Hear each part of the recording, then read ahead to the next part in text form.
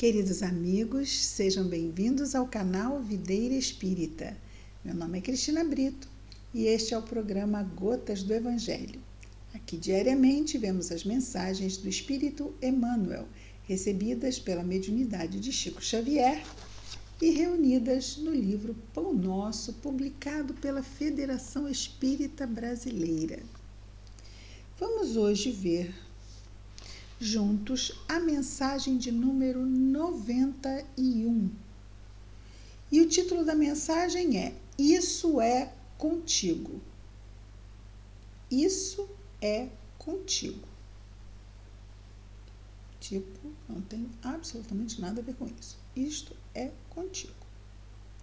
O versículo destacado por Emmanuel são as palavras que os homens do templo disseram a Judas, quando ele retorna com os 30 dinheiros. Vejamos na voz do próprio Judas e daqueles que responderam à sua interpelação. E disse, assim, essa narração está em Mateus, capítulo 27, versículo 4, no Novo Testamento. Então vejamos. E disse, pequei, traindo o sangue inocente. Essas foram as palavras de arrependimento de Judas, como se ele quisesse voltar atrás. Pequei, traindo o sangue inocente. Aqui, se referindo claramente a Jesus. Responderam, no entanto, responderam. Que nos importa? Isso é contigo. Se ele estava arrependido, eles não tinham nada a ver com isso, eles gostaram muito da atitude dele de trair Jesus, não é? Porque deu aos homens do templo a oportunidade de colocar, enfim, as mãos de Jesus para o matar, porque eles iriam imediatamente entregá-lo a Pilatos, já que apenas os romanos, o povo dominador, poderia tirar a vida de alguém. O povo dominado não tinha esse poder. Então, os homens do templo, por isso os judeus realmente não mataram Jesus. Não mataram porque era impedido ao povo dominado condenar e executar uma pena de morte. Então, eles transferiram o problema para Pilatos, que tentou livrar Jesus, mas lá não conseguiu e terminou lavando as mãos. Mas aqui a questão toda é que Judas foi acolhido por aqueles que o receberam muito bem, a fim de que ele caísse no erro. Caiu no erro, depois eles não tinham mais nada, Judas já tinha feito o que eles queriam.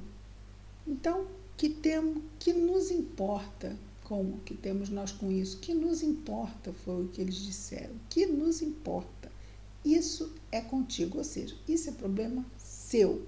Não temos nada a ver com isso. Emmanuel, então, vai comentar esse versículo da seguinte forma. A palavra da maldade humana é sempre cruel para quantos lhe ouvem as criminosas insinuações. Caem nessa armadilha.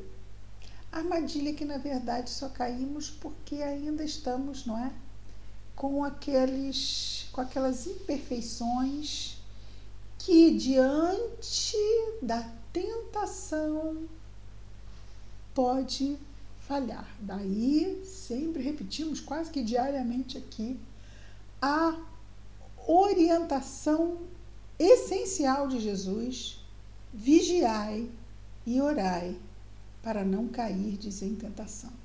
Essa vigilância é o processo de autoconhecimento e autoacompanhamento.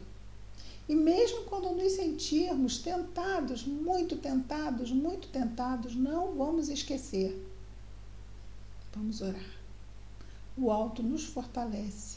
para que não cedamos. Na verdade, a quem? Ao outro? Não, o outro sugere, mas só fazemos porque alguma coisa em nós quer fazer. Senão, não faríamos. Não é? Emmanuel continua. O caso de Judas demonstra a irresponsabilidade e a perversidade de quantos cooperam na execução dos grandes delitos. Isso é interessante, porque nós temos aquele que executa o delito, mas nós temos aquele que fomenta o delito, aquele que aconselha o delito, aquele que estimula o delito, mas não o faz. E quando o delito é feito, não foi ele ou ela, né? Não foi a pessoa que fez. Não tem nada a ver com isto. Vamos pensar, a pessoa está lá, não é? Exasperada, e aí vem um amigo, aspas, um amigo, né? Porque amigo não faz isso. Ai, que absurdo, vai lá, vira a mesa em cima da pessoa. Isso não se faz. Aí o que a pessoa pode já, porque está pilhada, e no fundo quer ir lá mesmo virar a mesa, o amigo só dá aquele incentivo, mas é copartícipe, porque foi lá, torcida organizada. Ele vai virar a mesa, e depois as consequências são péssimas, e ele volta arrependido, buscando de novo o conselho do amigo que o estimulou a virar a mesa. Claro, é uma mesa simbólica. E aí o amigo muitas vezes diz o quê? Mas não foi isso exatamente que você entendeu. Você me entendeu mal, imagina. Olha só que desgraça aconteceu, que problema veio daquilo ali. Não foi isso que eu quis dizer. Da mesma forma, você me interpretou mal, eu não tenho nada a ver com esse tremendo erro que você fez. Agora, isso é com você. O espírito imprevidente, ou seja, nós, né? Quando imprevidentes, qualquer um, o espírito somos nós, né? O espírito imprevidente se considera os alvitres malévolos. Alvitres são convites, são sugestões malévolos. Em breve tempo se capacita da solidão em que se encontra nos círculos das consequências desastrosas. Então é isso mesmo. No final, se erramos e quem nos aconselhou diz, não foi isso bem que eu disse não, você me interpretou mal, não foi isso não, você fez porque você passou do limite, eu falei para você fazer isso aqui, você foi lá e fez muito mais. Ninguém grava, né? Mesmo que gravasse, mesmo assim ainda poderia recorrer para problemas de interpretação. Então, ele coloca que quando somos imprevidentes, de novo, olha o que Jesus fala, invigilantes. Invigilantes. Então, se formos vigilantes, o outro está lá, tentando colocar lenha na nossa fogueira. Mas eu, em vez de colocar, né, deixar arder e ficar encantado com a cor do fogo, eu pego logo um balde d'água e jogo em cima. Dói? Dói, porque gostando de ver aquele fogo arder. Como eu gosto de ver aquele fogo arder. Mas eu já sei que depois que tudo arder, vai ficar o quê? Vou ficar sem amizade, sem carinho, sem companheirismo, sem, às vezes, com a liberdade até. Porque o erro pode até me levar à prisão. Não é? Então, embora aquela situação me custe, se for uma questão mesmo de reagir, né, de uma forma mais intempestiva, mas às vezes a reação também pode ser, não perdoa não, não perdoa. Aí depois, não vou perdoar não. Aí, cada um para um lado. Aí depois, perdoa. E quer voltar, e aí a pessoa já refez a vida, vida que segue, né? Aí vai lá, Assim, ai, mas você não devia ter feito isso, imagina. Eu disse isso? Você acha que eu disse isso? Imagina se eu ia dizer uma coisa dessa. É muito interessante, né? Quando a gente vê lá o resultado funesto, difícil a pessoa dizer que disse e ficar do lado, né? Assim, agora você tá sozinho, fazer o quê, né? Tá sozinha, fazer o quê? Chora, né? Aí, quem está nos ouvindo, isso não é... Porque às vezes a pessoa fala assim, então ela está falando e eu me separei, então eu não devia ter me separado. Estou falando de um caso aqui hipotético, não estou falando de caso particular de ninguém, não é? Então, existem casos em que há necessidade. Relacionamentos abusivos. E mesmo há necessidade, quem decide é a pessoa. O que nós estamos falando aqui são decisões onde a pessoa toma pilhada por outra. Pilhada por outra. Eu posso decidir o que eu quiser da minha vida, depois eu posso me arrepender, ok. Eu refleti, tomei a melhor decisão que eu achava para aquele momento. Depois eu penso que, eu não devia ter feito isso, mas fiz. Eu fiz porque naquele momento eu achei que era melhor. Não adianta a gente depois pensar, isso é uma coisa importante, vale aqui um belo parênteses. Não adianta depois a gente pensar que não devia ter feito. Porque na hora, nós achamos que deveríamos ter feito. Então, se um mês, um ano, 10 anos depois, a gente diz assim, esse fosse hoje eu teria escolhido diferente, mas não foi hoje. Foi há um mês atrás, um ano atrás ou 10 anos atrás. Então, o mínimo que podemos fazer é sermos solidárias ou solidários àqueles que fomos naquele momento da decisão. Sim, importante, não tomemos decisões intempestivamente, porque são decisões que muito provavelmente vamos nos arrepender. Muito provavelmente.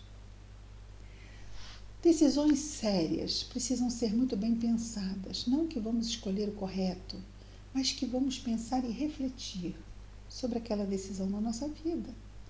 Se não estamos prontos, não tomemos. Tomemos mais à frente. Não existe nenhum livro que diga prazo ou lei que diga prazo para se tomar decisões do coração, vamos chamar assim.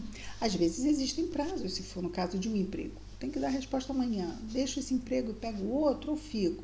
Vamos orar, vamos pedir aconselhamento ao alto, vamos abrir uma mensagem, vamos refletir sobre ela, mas no fim nós teremos que escolher.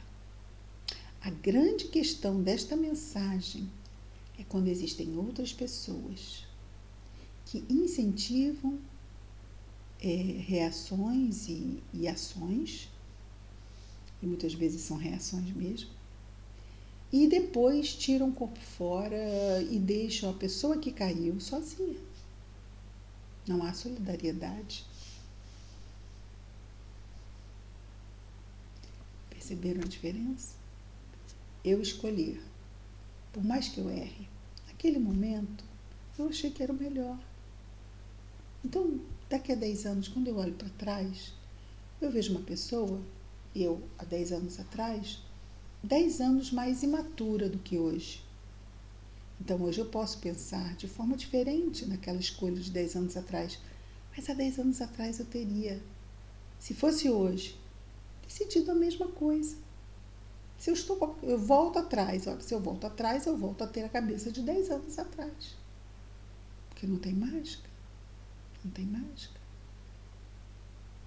Eu voltando atrás, naquele mesmo dia, sendo eu teria feito a mesma escolha. Então, vamos acalmar o coração diante dos erros do passado, sabendo que Deus é Pai e que sempre nos dará as oportunidades e os recursos para refazermos as nossas provas e repararmos os nossos erros. Aqui, no entanto, Já ficou bem claro sobre o que trata a mensagem. Emmanuel continua: quem age corretamente, nos felizes resultados de suas iniciativas, aluviões de companheiros vão ter, não é? Aluviões de companheiros que lhe desejam partilhar as vitórias. Tudo bom? Tudo bem? Todo mundo quer.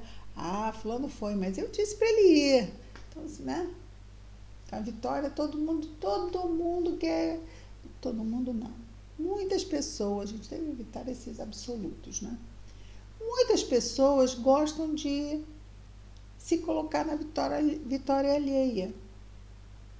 Ah, fulano conseguiu, mas eu dei aquela sugestão para fulano. Ah, na hora, eu tive lá e como que compartilhando ali a vitória do outro.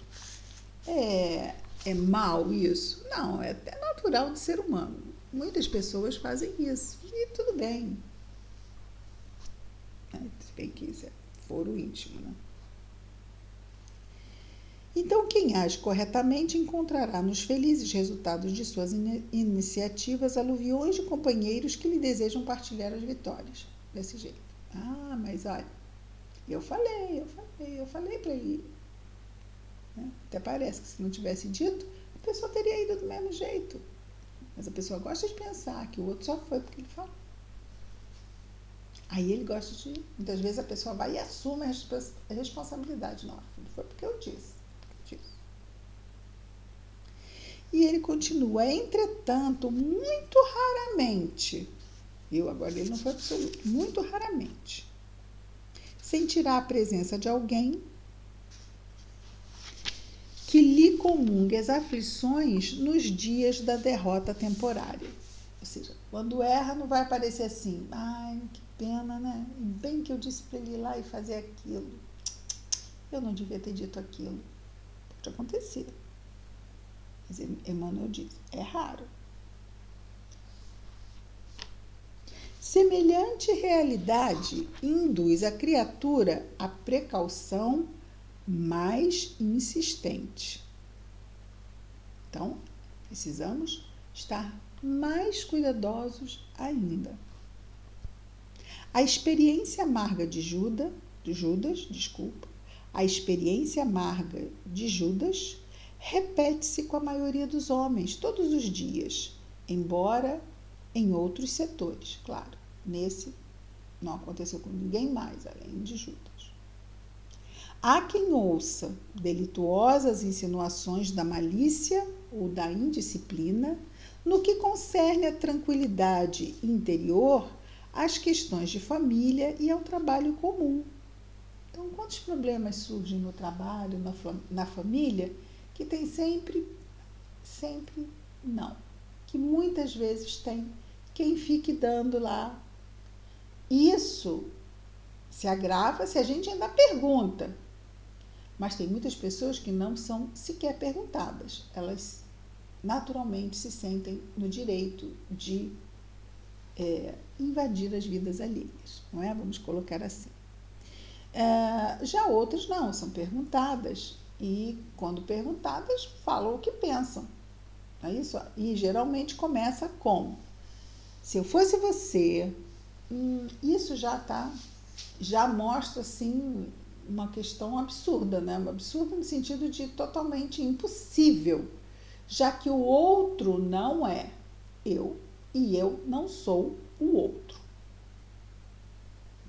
Então eu não posso dizer se eu fosse você, porque eu não sou, não fui, não sou, jamais serei. Nem ninguém jamais será o outro. Portanto, a gente deve evitar de dar esse tipo de conselho se eu fosse você. Porque a gente precisa escutar e, olha, tem isso, mas você tem que pensar o que melhor te atende. Difícil, né? A gente quer lá dar a resposta. Mas a resposta é do outro. A gente pode aconselhar que o outro ore, peça ao anjo guardião para lhe aconselhar, ouvir seu próprio coração. Porque é muito importante que a pessoa esteja consciente da sua escolha. Da sua escolha. Por quê? Porque as consequências virão na sua conta. A conta vai vir com o seu nome, seu CPF. Ora, se a conta vai vir no meu nome e no meu CPF, é justo que eu faça a escolha. Já que sou eu que vou pagar, deixa eu escolher, pelo menos. Então, eu preciso estar com a consciência da minha escolha. Porque senão eu vou dizer para mim mesma, mas não fui eu que escolhi. Eu acabei fazendo o que o outro disse para eu fazer. Mas eu só fiz o que o outro disse para eu fazer porque alguma coisa em mim, no fundo, queria fazer aquilo e simplesmente aproveitou a insistência do outro. Mesmo que fosse uma parte. Essas partes ainda problemáticas nossas são as partes que nos colocam em risco. Porque as partes boas não nos colocam em risco. Nós já temos várias partes boas. Essas não nos colocam em risco.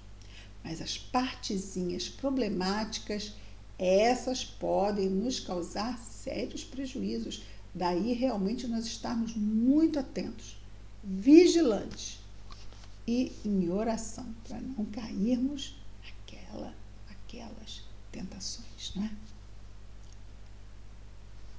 Emmanuel continua dizendo o seguinte: há quem ouça delituosas insinuações da malícia. Já lemos isto. Vou repetir só para dar continuidade. Há quem ouça delituosas insinuações da malícia ou da indisciplina no que concerne à tranquilidade interior, às questões de família ou ao trabalho comum. Por vezes o homem respira em paz, desenvolvendo as tarefas que lhe são necessárias. Ótimo. Todavia, é alcançado pelo conselho da inveja. Como é que é o conselho da inveja? A inveja, nós estamos lá e a inveja está querendo a nossa posição. E aí o conselho da inveja é para minar. Não é o nosso bem, é para minar. A pessoa quer alguma coisa que é nossa. É inveja. O que ele diz aqui. Conselho da inveja ou da desesperação. Ou seja, uma pessoa perturbada que vai chegar e vai dar um conselho o quê? Perturbado diante de uma situação. Então a pessoa está lá, né, desenvolvendo suas tarefas, todavia alcançado pelo conselho da inveja ou da desesperação e perturba-se com falsas perspectivas dadas lá pelas pessoas que não estão dando bons conselhos, independente, vamos dizer assim, mesmo com intenções não muito boas mesmo, não é? Penetrando, então, se ceder a essas ideias, não é? Vai se perturbar, penetrando inadvertidamente em labirintos escuros e ingratos, que foi nos trazido bem aí o exemplo de Judas, não é? E ele termina nos dizendo assim: quando, depois de fazer a escolha errada, quando reconhece o equívoco do cérebro ou do coração, volta-se ansioso para os conselheiros de véspera. Mas o mundo interior, mas o mundo inferior, né, onde estão aí os conselhos desses companheiros e às vezes eles mesmos, não é? Eles mesmos. Mas o mundo inferior, refazendo a observação a Judas, exclama em zombaria: que nos importa? Isso é contigo. Então, você foi lá, né, e fez isso e perdeu o emprego, né? Que triste. E agora perdeu a promoção, né? E agora sou eu que vou ser promovido. E perdeu, né? Foi lá e perdeu a situação no lar, perdeu a situação profissional, perdeu a situação de paz mental. Que chato. É triste isso, mas ainda, neste mundo vamos encontrar pessoas aí. Daí, pessoas assim. Daí Jesus nos diz que é preciso sermos mansos como a pomba, mas prudentes como a serpente. Ainda estamos no mundo de provas e expiações, não é? Então, nós ainda estamos no grau de imperfeição e ainda vamos ter irmãos que não estão nada equilibrados. Precisamos de prudência no pensar, no sentir, no agir. Vamos orar?